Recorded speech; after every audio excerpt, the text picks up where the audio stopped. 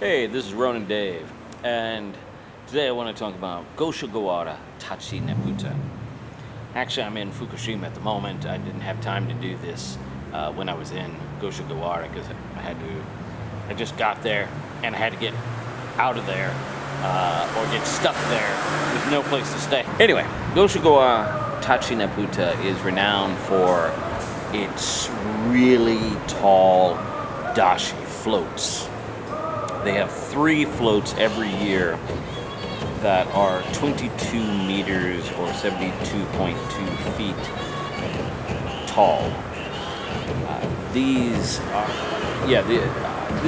this was like my 3rd or 4th time at Tachi Neputa, and it's just absolutely amazing. Like, Nebuta of Aomori City is incredible because those are huge floats.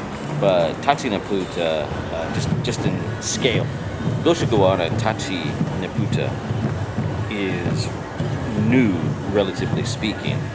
It dates over 100 years ago, but compared to, say, Hirosaki's Nebuta Festival, which this year celebrated its 300th anniversary, it comes off as new.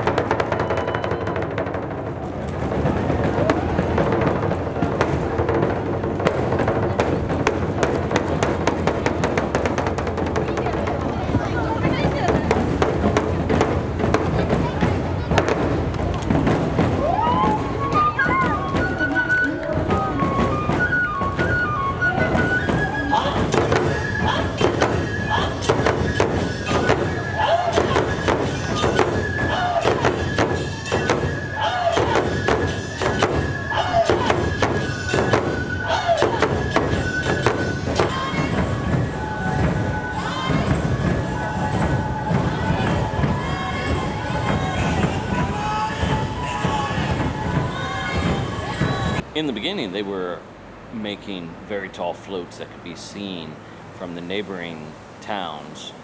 But when electricity came in to the city around the mid-20s, they had to scale them down so they wouldn't hit the wires and catch on fire and kill a bunch of people. But in the late 90s, they found some of the original plans of those old, very tall Neputa floats, and they decided to go back to basics. And so they started making those very tall Tachi Neputa floats. And this is what we can see today.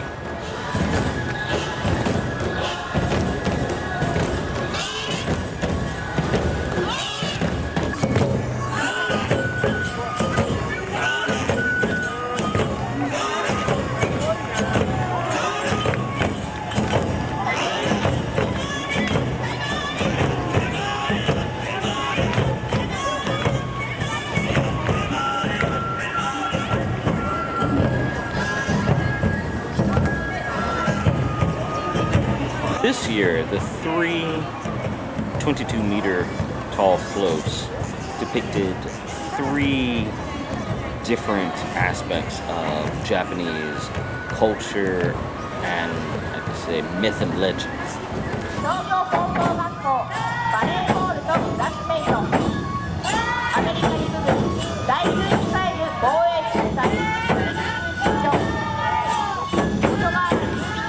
One of the floats depicted Kaguya Hime, Princess Kaguya, from the Tale of the Bamboo Cutter.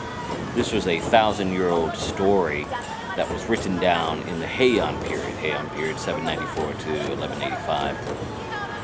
But it is based in very old folklore. What had happened was the bamboo cutter had discovered a baby in a bamboo stalk, and it grew up to be this very beautiful woman, and she had many suitors, including the Emperor of Japan. Finally, she revealed that she was a goddess, and she went to the moon. And that's one of the reasons why you see like rabbit motifs on the float, because Whereas we have like the man on the moon. Japanese believe it's a rabbit on the moon who has a pestle making mochi.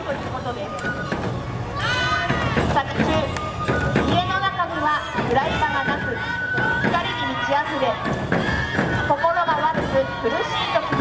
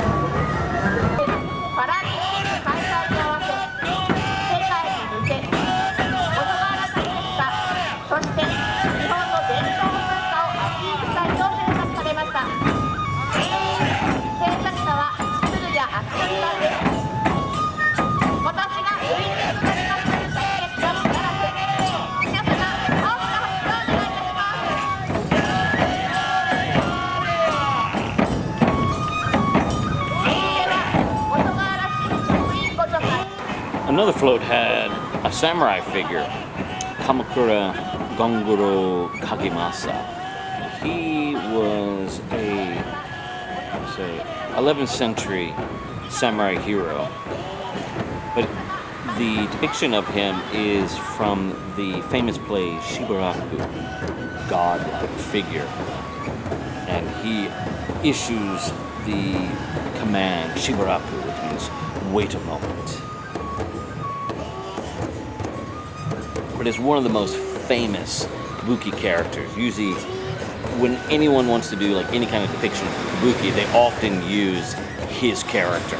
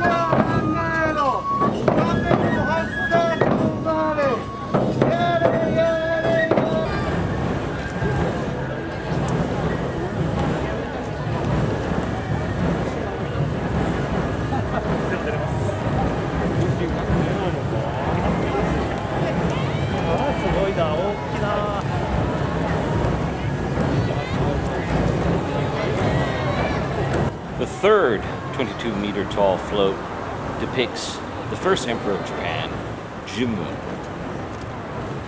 In this float, it shows him with a bow, a sword, but the difference is his sword is a straight sword, because this was way back in mythical times before curved swords had been created. And with him is a golden bird, a kite. That's a bird, not the kite you go fly with. This is from one of the stories where a bird, a golden kite from heaven, descended and landed on his bow, and its light helped Jimmu defeat his enemies. Also on the float, you can see signs of a crow that has 3 legs. This is also another story of a heavenly sent bird that helped Jimmu in his conquest of central Japan. 3-legged crow guided him through the area of Kumano in the Kii Peninsula, nowadays Wakayama Prefecture. So you can see those images on his float.